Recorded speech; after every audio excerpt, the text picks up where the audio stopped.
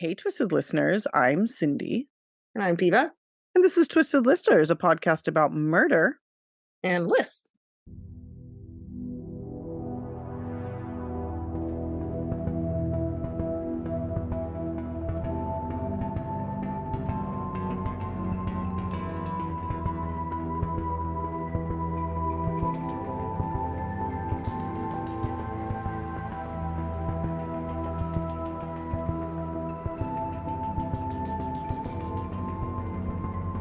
And I just want to say really quickly that last week I had an issue with my mic. I don't know exactly what happened, but I tried to fix it when I was editing.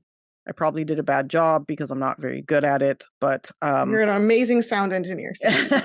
Stop it. You're great. I try, but I basically have like 2 free programs that I just push buttons and I'm like, oh, that did something cool. And then I put it out into the world. So my apologies. I kind of sound like I'm in a wind tunnel, like here and there, but for the most part, it's pretty clear. There's just a few little blips where it's not perfect. So I'm sorry. I think my cord was loose, and so it kept like kind of messing up. So I hopefully have fixed that.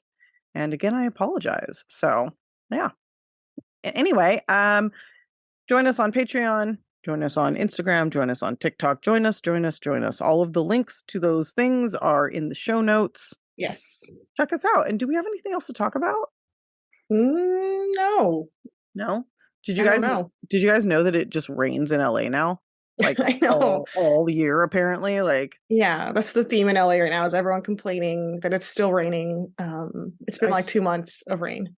It's been like 5 months of rain. It's been since like November, dude. Like, we've had brief little like moments where it wasn't raining for like maybe a whole week, and like that's it. And yesterday morning it was so bad I literally didn't go to work until like it stopped. I was like, I'm not leaving my house. Like, no, thank you. I'm not doing this.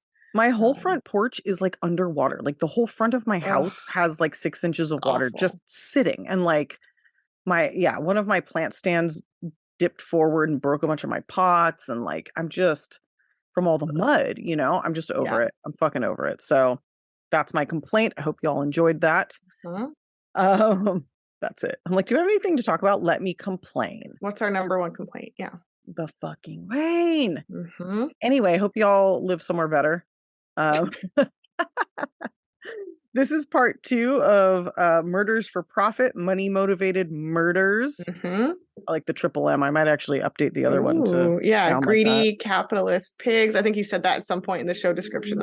I like it. I think I did. Yeah, I definitely tried to like tie that in there because you know, we love a good bashing on capitalism. What's more capitalist than killing someone for money? I mean, honestly, that's like because the whole theme is like you value money more than life. So yeah, it's consistent. Yeah, I mean, we could just be like listing off like top corporations in the country as like a top 10 list and be like, these people do the most murder. But yeah, we're being more, homespun than that. We're putting a face and a name to these murders. So, all right, well, I go first, right? Yes. Okay. I know I said I didn't want to do, couples, but I chose this one because it's just an interesting story. And I don't care. I break the rules. I'm not a rule follower, okay? Yeah. I'm a rebel, Dottie. Little peewee for you. Okay. So I'm doing the story of Amy Bosley. Okay. Amy was born in 1967. She was raised in Alexandria, Kentucky. Okay. She came from a very working class background, seemingly a stable family, but not a lot of money. And Amy always knew she wanted more from life. So she worked really hard in school. She was a top student in high school. She always had good grades, good attendance, just did the best that she could. Now, I'm not sure why she didn't go to like a 4-year college, but she did immediately after high school start taking classes for business administration at the local community college. My guess is money. Maybe she just didn't have the money, So while in school and barely 18 years old, she worked as a waitress at a local diner where she met a regular named Bobby, or Bosley.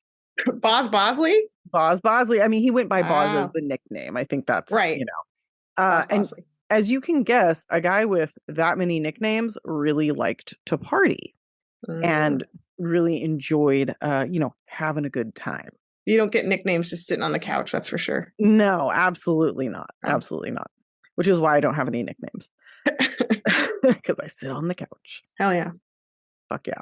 So these two fell in love, and this love was a love of partying, a love of money, and a love of each other. So they're like ticking all each other's boxes.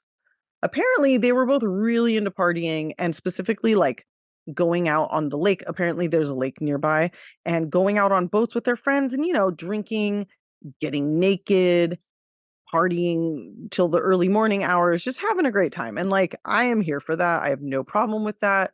I've been naked in large groups of friends. I did the streaking through Berkeley College Library. Mm-hmm.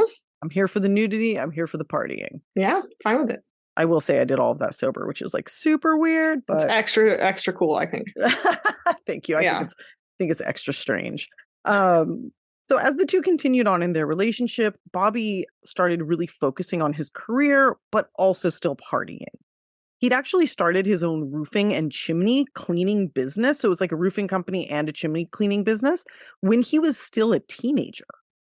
So Mm. he started early and Okay. definitely had this business when he and Amy met. And year over year, he made more and more money and expanded more and more, and the business was doing better and better. And now part of me thinks that, Amy saw the value in that when she met Bob. Okay. So Yeah, she was in, he's stable, he's got money, he's like, yes, yeah, there's a chance at the life that she wants. right. So finally, after I think some amount of time, I think he did this for probably like 7 years, working 12 to 14-hour days. He was able to finally sort of take a step back and enjoy the fruits of his labor by like hiring enough people to share the workload. To be clear, he did still work every day and did a lot of the hard labor, but he also found more and more time to like chill out and also party. Yes. He also invested in real estate and had over 20 rental properties, which like fuck that guy, but it just gives you a picture of his money situation, right? Yeah, he's doing good. He's got lots of things going on. Yes, lots of different income streams. He's just doing very well. And again, this is all very appealing to Amy. Yeah. After about 5 years of dating in 1990, the two married. And I think Amy was 23 and Bobby was 27. Okay. Around this time, Amy also took over office management for the company and handled all the admin work, all the bill paying, everything. She was like in charge. So they're basically like this power couple. Like she ran all the front end, he ran all of the back end. They were both very involved in the business and worked very, very hard. That being said, Bob was kind of a dick, apparently, to the workers. Okay. He had a lot of turnover. I think there was like litigation against him for certain things. Like he was definitely trying to capitalize. Like he was a pretty ruthless businessman. And part of being like a shrewd and ruthless businessman or business person is absolutely in our society like exploiting your workers. Oh yeah. Yeah. It kind of is like it's very unlikely that the more successful someone gets, there's a chart. It's like becomes more and more unlikely that they're like chill. Yes, exactly. Like the Yeah. more successful, the less like ethical they are. Yes. Yes. But regardless, he was doing really well, but he did have a little bit of a reputation for not being like the greatest employer. Now, his Okay. friends and family and other people in the community like loved him. They were like, he is the best guy. He cares so much about his business. So there's definitely like two different sides to him and two different, groups of people and ways that he's viewed. Oh yeah. That's very common to hear about. Yeah. Absolutely. Absolutely. So 6 years after they married, they had a daughter named Morgan. Was it 6 years? I guess it was. And 3 years after that, they had a son named Trevor. Okay. At this time, the business was doing great, like really, really great. And Bobby was spending a ton of money on like toys, quote unquote, like boats and bikes and off-road vehicles and trucks and like all the like, adult toy type stuff, right? Yeah. Just really enjoying his life. And the family also, one of the rentals that they bought was a cabin that was just south of where they lived. Okay. So he's spending a lot of time with his toys and his money, and they're also kind of starting a family.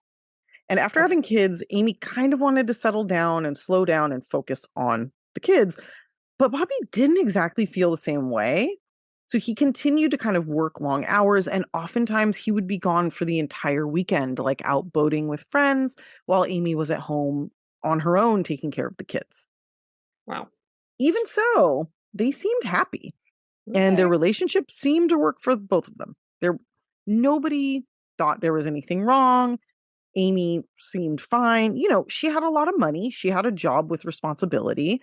He was given freedom in return for supporting the family and like giving her the life she always wanted. So I think it actually was like fine. In 2005, the family decided to build a fucking like straight up mansion. And when Oh. I say mansion, I'm talking about like a fucking gothic style mansion. Like they wanted turrets, stained glass. They had a gargoyle that they were Oh putting on my their God. I'm house. so mad. They're living my dream. I'm so I know. mad. I was like, Diva's gonna love this. Like, I would kill to have gargoyles. Oh my God. yeah, well, they were doing that. They were like, Oh, and it's so funny because when you look at them, you would never be like, no. these people are goth. Like, No, these not at people all. like gargoyles. Like, they're definitely not those people. Mm-mm. So anyway, it was going to be a big ass house. And while it was being built, the family moved into that cabin that they'd bought. And this was normally a rental cabin, but they were like, we'll just use it for a couple months until the house is ready. So this was a 3-bed, 2-bath with a loft. So it's like multiple stories. There's a basement, the main floor, and then a loft that had a bedroom and Amy's office. So still a far cry from their soon to be home, but like bigger than where I live. Yeah, yeah. And so, they're living in the cabin, they're waiting for this thing to be built, they're doing their whole life thing. Now, on the morning of May 17th, 2005, just around 5 a.m., a call came into 911. Amy was on the other line sobbing. Actually, she had called and then been disconnected, and the operator called her back. And then Okay. she picked up and was like sobbing and screaming. And I've listened to the 911 call, like it's distorted because she's so like upset. Yeah, like hard to hear, hard to Yeah, understand. you Yeah. couldn't really tell what she was saying. She had said, somebody deciphered this, that a man had broken into the house by smashing the back door, which was made of glass, and had come into the home and shot Bobby, stolen items, and fled. Okay. Now, she was extremely upset. She kept saying she felt sick, she felt nauseated, and that the attacker had smelled really bad. So she was just like this, like she was really fucked up. She also Okay. said the reason the phone disconnected was that the man had seen her calling 911 and chased and shot at her, which was pretty fucking scary. Wow, it sounds dramatic. It does. And the kids were in Yeah. the house, but they were upstairs Ah, asleep. okay. So they were, awake. Obviously this noise woke them up, but she screamed at them to stay upstairs, and they did. And at this time the kids are 6 and 9 years old. So they're not like super young, luckily, because they listened and they stayed safe. Amy was extremely upset, when police arrived, and they found Bobby dead in bed with 7 gunshots to his body. Oh my gosh. Yeah. That's a lot. Yeah. Now, Amy says, the attacker fled out the back. I can't really describe him. He's kind of stocky. He smelled really bad. He called me a bitch, but I don't know. I don't have any idea who he was. He had a lisp, she said. So they Oh, had a little bit of information about the guy, but not very much. yeah. They also were immediately suspicious of Amy. But they decided, we're going to investigate her story because it absolutely could be true. Like, it's not Gotta unheard of. gotta What's check that? it out. You gotta check it out. Like, Yeah, yeah, just in exactly. case. Exactly. And I mean, it's a totally plausible story. Like, somebody Yeah. comes in and robs a house and shoots the guy. And, she Mhm. said that Bobby got up to like fend the guy off or fight him or chase him out or whatever. And that's when he got shot. Right. So that totally makes sense, right? Yeah, sure. So, yeah, she's doing this interview, and the first thing cops notice, they're like, she seems really upset one second, and then she's like fine the next second. So they found that kind of weird. But meanwhile, helicopters are scouring the woods for this man. They didn't end up finding him. And so police are feeling like this chick, there's something up with her. So they ask her, hey, what's the deal with your relationship? Because apparently it was kind of a thing around town that people knew that Bobby was like partying. And when he was partying, he was doing so with other women. And it was Okay. kind of like an open secret, right? Yeah. So they ask Amy and they're like, he has all these long weekends away. He hangs out with all these women on his boat while you're at home with the kids.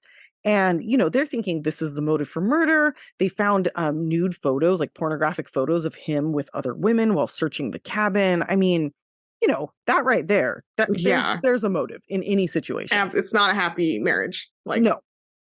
But Amy was like, oh, no, it's fine. We have an open marriage and like, I know all about it and I really don't care. Okay. Like, everything is fine between us. Like, I have no issue with what he's doing. Like, we're totally happy. We see each other every day at work. Everything's great. The kids are happy. It's really not a problem.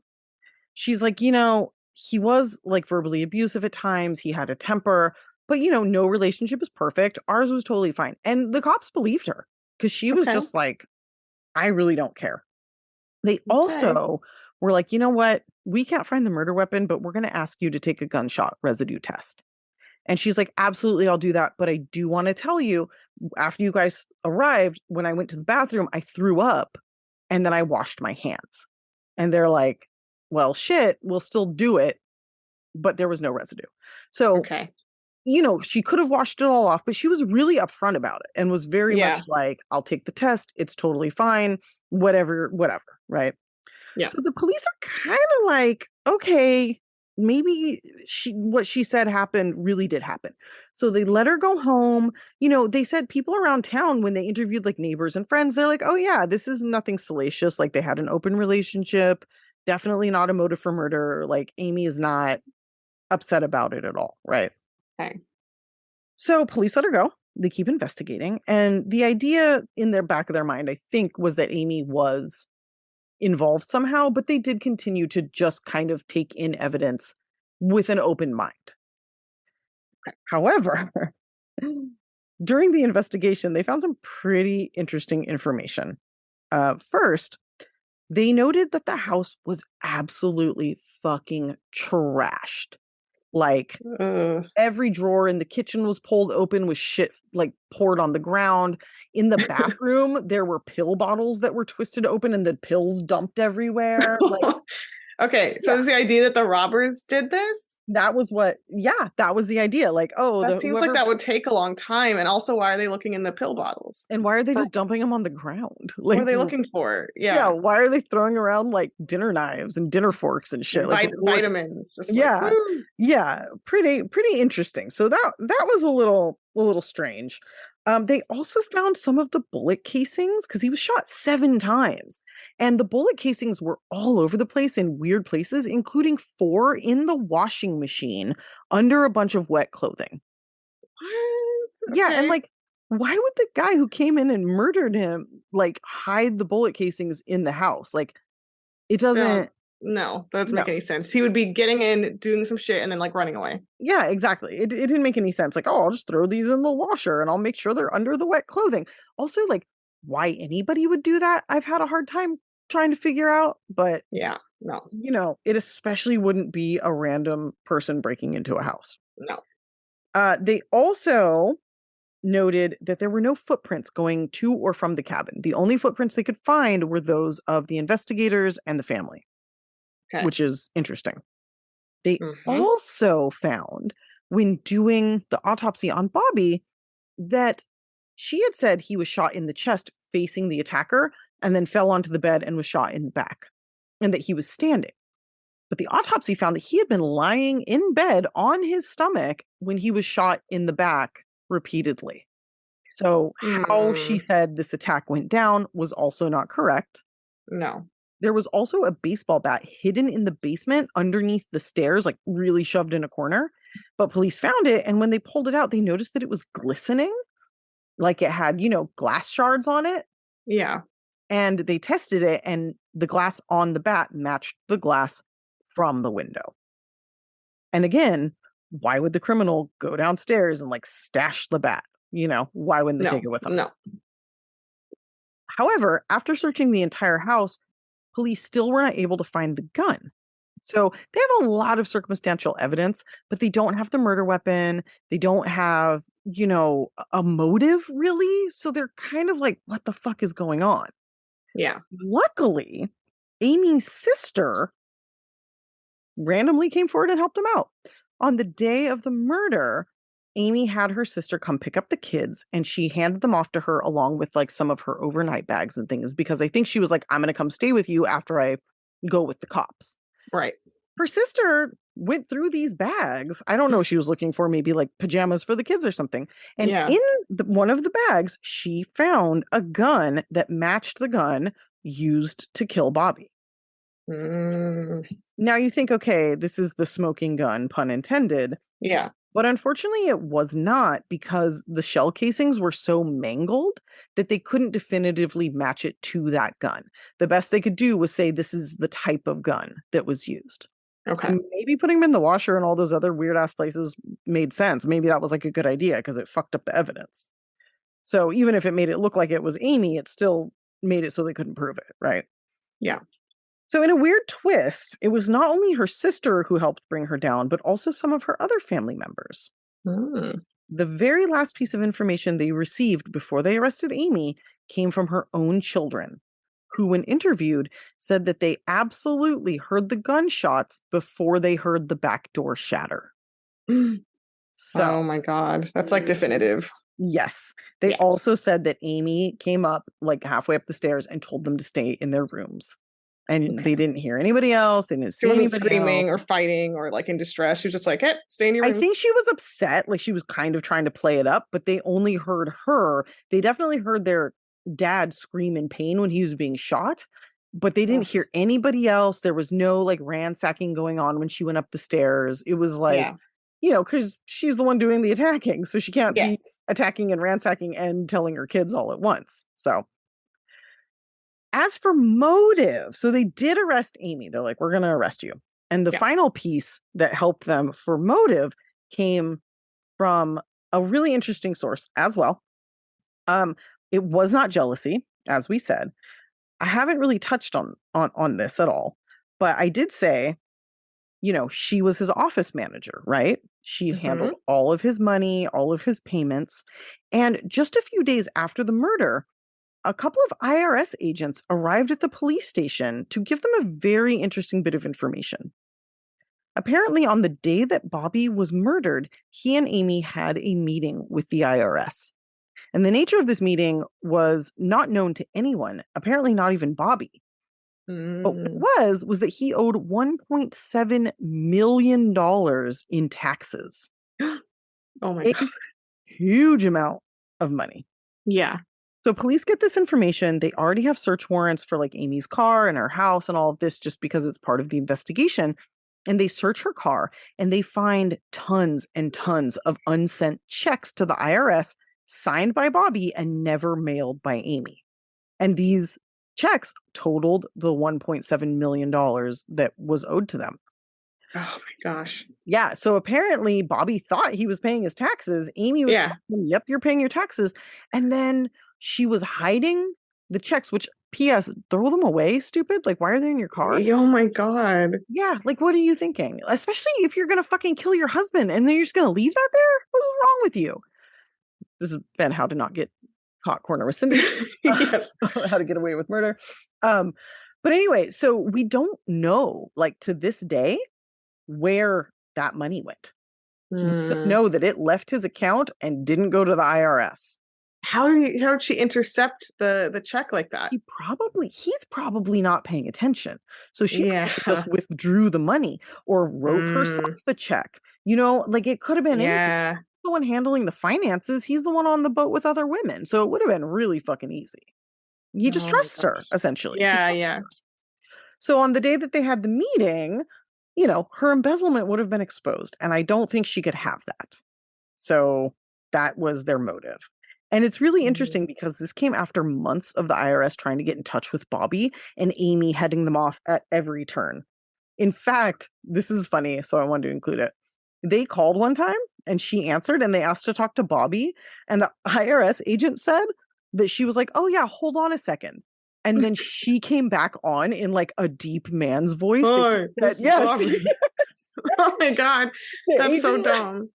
The agent said that it sounded like Kermit the Frog. That's very dumb. And they knew, they're like, this is not Bobby, this is Amy. So not only were they like meeting up with her and Bobby, but I think they kind of already had an idea of what was going on. So she was about to be in a lot of fucking trouble. Like I said, to this day, nobody knows where that money went. I mean, I'm pretty sure that Amy knows, but nobody else Mm. does. So Wow. So anyway, she just have 1.7 million stashed somewhere? Like, what did she spend it on something? I want to well, know what happened to the money. the family thinks that she literally buried it in the ground Oh and my like, God. yeah, like stash it like a fucking squirrel. Like, Wow. yeah. Wow. But we don't know. But hold on, Mm, it's interesting the way this case ends okay. because that comes back into play. Greedy squirrel. Okay. A very greedy squirrel. I mean, most squirrels are greedy. Any squirrels I that mean, live around people are like big, hefty squirrels. So yeah, oh yeah, for sure. they'll eat as much as you'll feed them. Yes. And she stole as much as she could. So she's very much like a Yeah.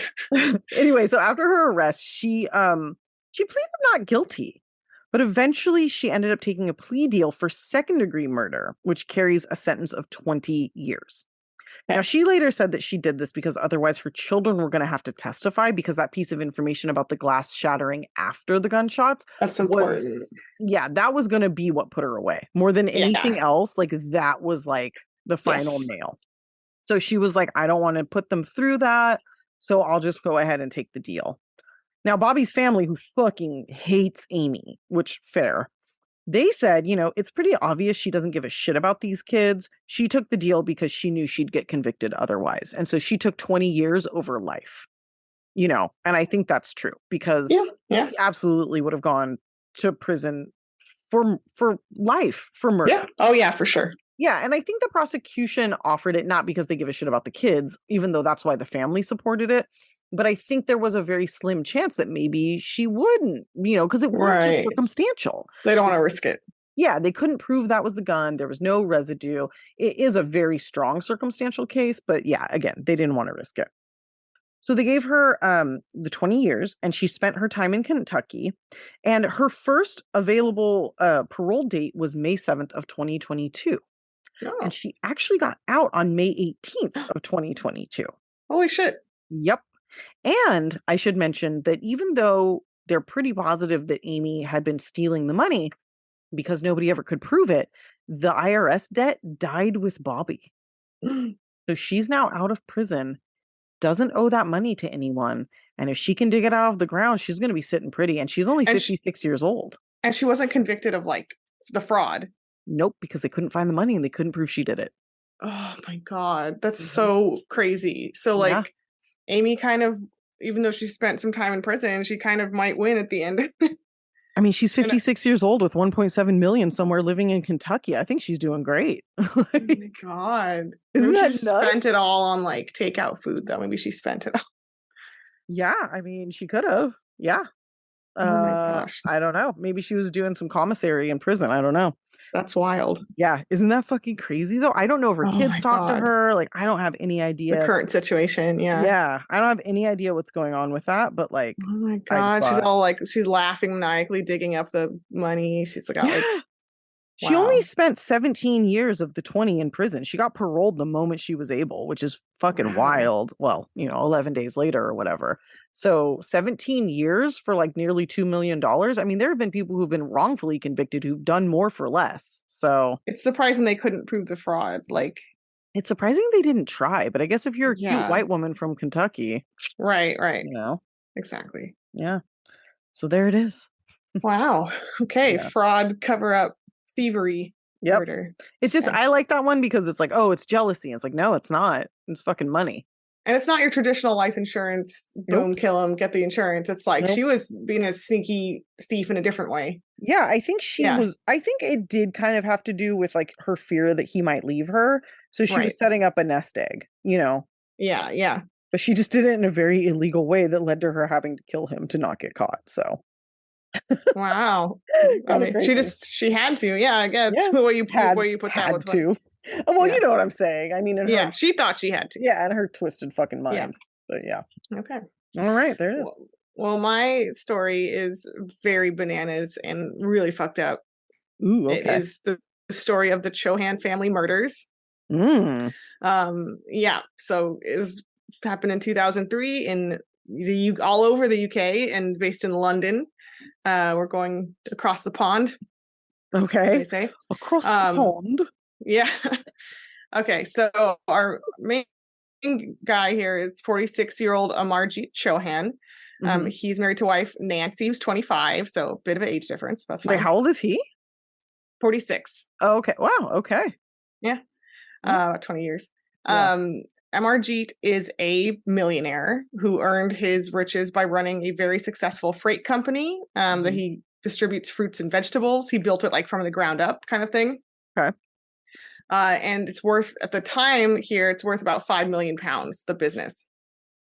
So he's Wow. doing fine. He's Yeah. doing great. Yeah. Yeah. He's doing Yeah. really great. They live in West London with their two sons, 18-month-old Devinder and 2-month-old baby Ravinder. Oh, that's cute. Yeah. Yeah, two babies. And her mom also lives with them. Her name is Sharanjeet Kaur. Okay. At the family here. And by all accounts, Amarjeet was not like an asshole rich person. He was like cool. He didn't like flaunt his wealth. He lived kind of modestly. Hmm. He was just seemed chill. Okay. So the family disappears seemingly without a trace. I'm doing this in like reverse order. I'm going to like start with the mystery and then Okay. I'll tell you what happened closer to the end here. Okay. Works for me. Okay. So the family seemingly disappears without a trace after last being seen on February 16th. And the person who notices this primarily is Nancy's brother, who lives in New Zealand, and she spoke with him constantly on the phone. And he reports, like, she's not responding. This is a huge fucking deal.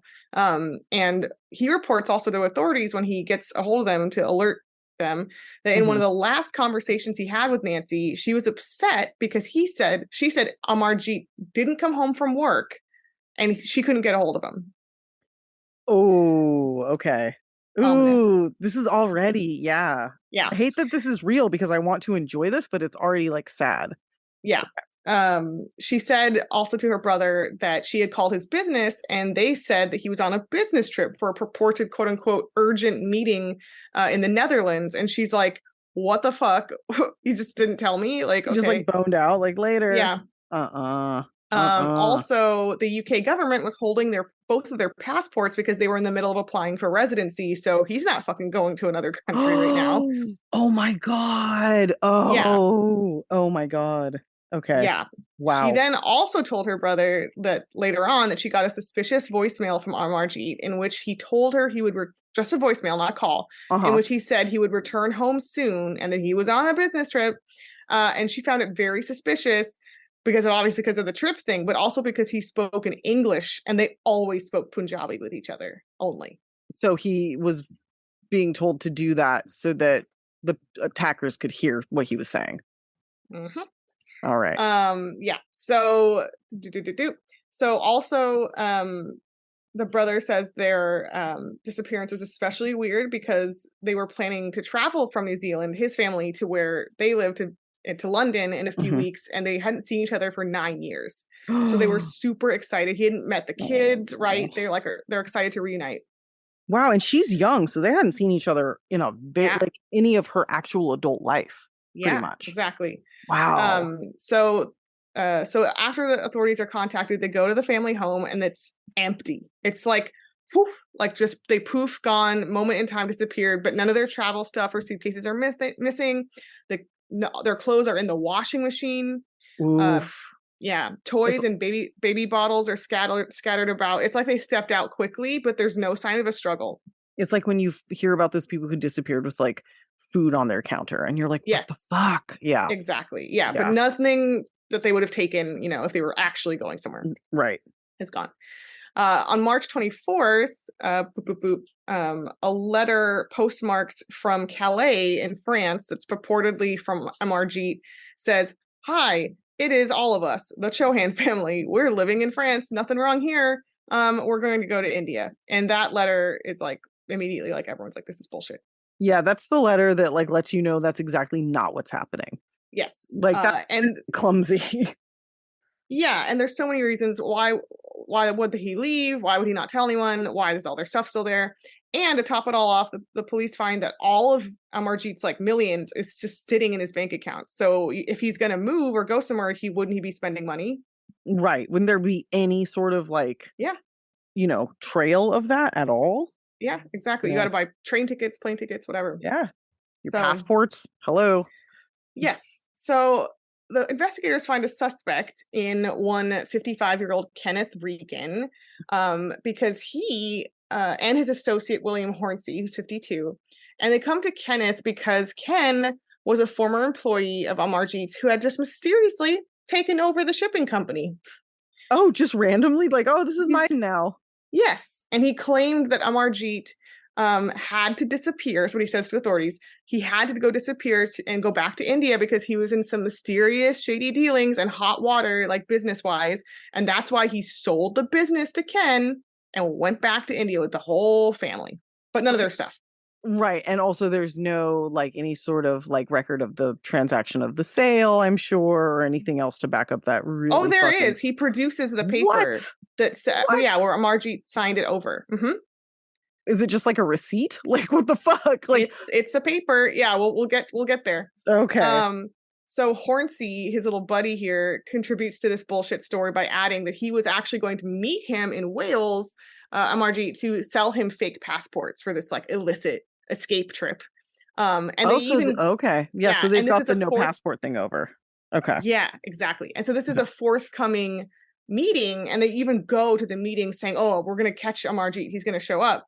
But then, of course, William and Ken here stage a fake phone call and go, "Oh no!" and then hang up. And they claim it was one of Amarjeet's like thug associates intimidating him and saying Amarjeet's not going to show up because we know the cops are there. And they did this with the cops. Yes. Yep. This is like a Will Ferrell movie where they're like acting shit out and it's like so obviously like, oh my God, how Yeah. embarrassing. But of course, cops are it's very embarrassing. The cops are very suspicious of their story because obviously there's no evidence of them leaving at the house or any other. Yeah. It also sounds like they're making it up as they go. It also just sounds very dumb. Yes, of course. Oh goodness. So a little bit about Kenneth, and then I'm going to tell you what he actually fucking did. So Okay. Ken was described as a career criminal. That's kind of all he did was crimin'. Mhm. And at this time, or right up until this time, he actually ran a drug smuggling business and kind of small gang disguised as a freight shipping business. Mm. And he had dabbled in money laundering, passport fraud. And in 1999, so just a few years before this happened, he was convicted for dealing heroin and running over a cop with his car. Oh shit. And he wasn't in prison at this time? No. So he actually got 20 years for that. But after giving evidence and being like kind of a rat against some associates, he got out after 3 years. Okay, we're definitely not in America. No. Yeah. Oh no. You run over a cop here, it's like death penalty for you. No, for sure. Even if they survive, like you're fucked forever. Yeah, exactly. So he had just gone out of prison, I think like the year before, or no, 4 years before this. Yeah. So he had gone out of prison, and pretty shortly afterwards, no wait, 1999, 3 years. That is right before. What is that? 2002? 2002, yeah. Yeah. So shortly after being released from prison, he researched and targeted Amarjeet specifically because his grandmaster plan here was to ultimately take over the shipping company and use it to smuggle drugs. So he wants to upgrade to a bigger, richer, more powerful company to use as a front. So, and his idea was to not befriend, but I don't know, somehow get involved with this guy and then murder him and his family and then make it look like how dumb. You put all this thought into this, all this work, and that's what you came up with? Like, Jesus. I'll go through what he did. Okay. So his plan is to get rid of Amarjeet and make it look like he left the country, essentially, as we know. Mm-hmm. So he first goes to the company looking for work. And because Amarjeet, I never mentioned this, but he actually had done a brief prison stint himself for tax evasion. Oh. Yeah, and clearly bounced back and was fine. Right. But he was sympathetic to giving former convicts work, which is nice. Mm-hmm. And so he hired him as a driver for the company. Okay. This guy Ken then tells Amarjeet that he knows investors who want to buy the freight company after he's like ingratiated himself, right? Become his friend. Mm-hmm. And Amarjeet was actually interested because Nancy really wanted him to retire and move the whole family back to India. And so he was actually thinking about it. Oh, yeah. Okay. That's interesting. Yeah. And Ken is like, okay, well, that's the perfect thing. I'm going to pretend that you did that. I mean, the best kind of lie to tell is one that's rooted in truth because it gives it more weight, you know? All right. So this is one of the wildest fucking things. Ken stages a fake meeting with these investors that at Stonehenge. Actually Stonehenge. Why? Like, why? Ken lived about like 10 minutes away. He lived really close in a little village. So I guess just convenience, but it's so fucking wild to me that that's where he lures him out to. Also, side note, now this inspired me. I really want to do murders at UNESCO World Heritage Sites. Oh my God. Because I think Are that would be there great. enough? Yes, I think there are. Yeah. Oh goodness. Okay. Anyway, okay. So he lures him out to Stonehenge, where prehistoric monument, where he then proceeds to bind and torture Amarjeet. Whoa, why? For information, I guess, for the business. Okay. Or make him sign it or whatever the fuck. He's torturing him to get him to sign a series of blank papers. Oh my God. Mm-hmm. When he's found later, he will have restraint marks on his wrists and ankles. So he was bound and tortured. Ugh, that's fucking terrible. It was there that he was also forced to leave that fake voicemail for Nancy. Mm-hmm. Investigators are able to also zero in on Ken because they trace their phones and match them up against Amarjeet's phone records, and they can tell that they made this exact journey out to Stonehenge and basically follow all their tracks. Right. Yeah.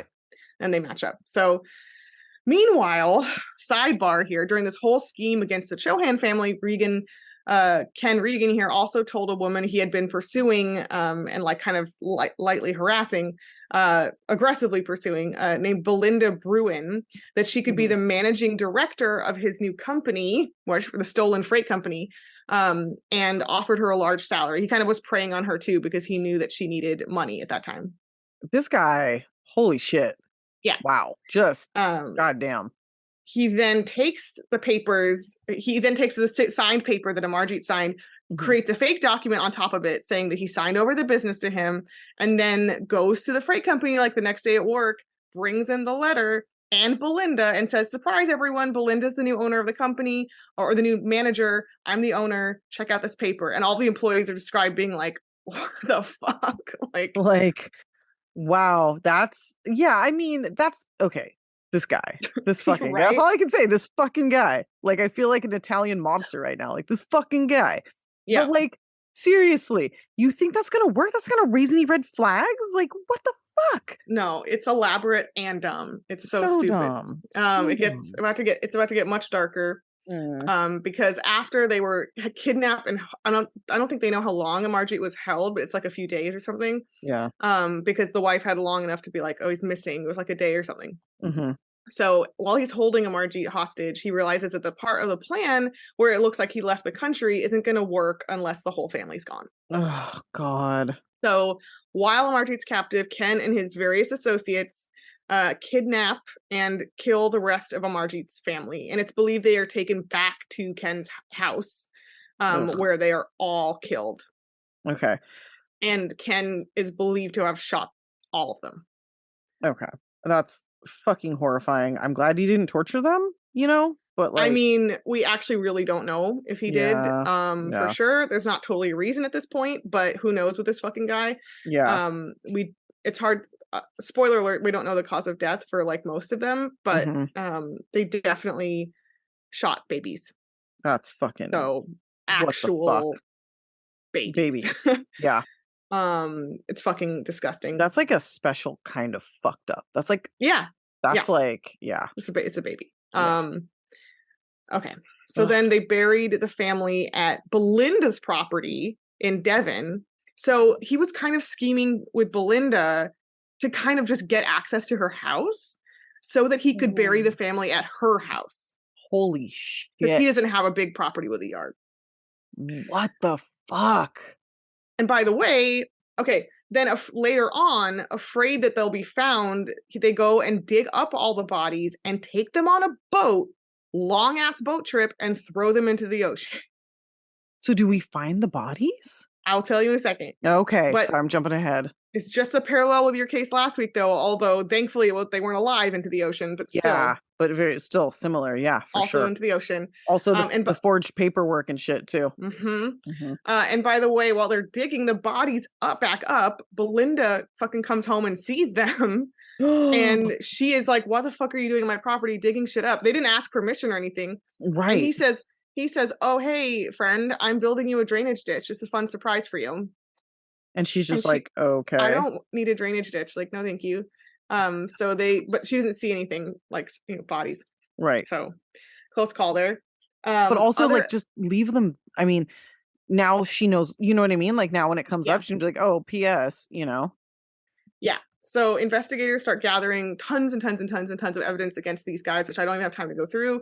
But the big, oh wait, boop, boop, boop, boop. I'm doing this a little bit out of order. So one thing is they talk to Belinda, who says, although Ken Regan here instructed me to say that he had only been working on a drainage ditch. She's like, they asked me what I was doing at the house, just say it was a fucking drainage ditch. And she's like, he didn't even really build a drainage ditch. So she tells police it's suspicious because he didn't even do that. Right. Like, why would, like, you didn't do it and you want me to tell police you did it. Why are you even telling me what to say to the police? Correct. Yes. Yeah. So they do a full forensic investigation at that dig site. They're able to find hairs belonging to the family, bits of burnt clothing, evidence of a bonfire, and jewelry that belonged to Nancy. Oh, God. So it was obviously the burial site. It's like, Right. And in April, so when they're in the middle of their investigation, Amarjit's body is found by canoers in the ocean off of Bournemouth Pier off the south coast of the UK. So it's like way the fuck away. Wow. Really far distance. And that July, Nancy's body was found off the Isle of Wight, also far away. Oof. And the body of her mother was found on a nearby beach as well. But the bodies of the two babies were never found. God, that's so fucked up. So fucked. So fucked. And Amarjit had evidence of blunt force trauma and was also suffocated. I'm sorry. Suffocated. Like, oh, God. I'd rather be choked. I'd rather be strangled than suffocated. Yeah, he also... but like suffocation is so much more claustrophobic and horrifying to me. He also had packing tape wrapped all around his head. No, stop it. Which I hate. I hate it so much. Fucking hate that. And I really hope, dear God, that, I mean, it's shitty no matter what, but I hope the packing tape isn't what suffocated him. Yeah. But still, it was horrific. And his Nancy's brother, who had that kind of ID the body, said that right away he knew it was a really violent death. Like he was beaten and like tortured and shit. That's fucking terrible. It is. And the other family members were too decomposed by the time they were found to determine the cause of death. But obviously, it's fucked up. And later on, one of the other associates says Ken shot them all. Okay, so somebody does admit some shit. Yeah. So a huge smoking gun piece of evidence is incredible is a letter written to Ken Regan found in Amarjit's sock, dated to the day before the family disappeared. And it's thought, this is insane, that Amarjit in the middle of his captivity got this and was able to stuff it in there, and this in order to try to purposefully ID his killer later. That is fucking badass. Yeah. Dude. Yeah. So, and because that's not a place you keep a letter, he was trying to hide it. That's so great. And they found it. Like, yeah. Fuck, and that's dude. a huge piece of evidence. Yeah. Yeah. Because that's like, he's talking from the grave, Yeah. Yeah. Fuck yeah.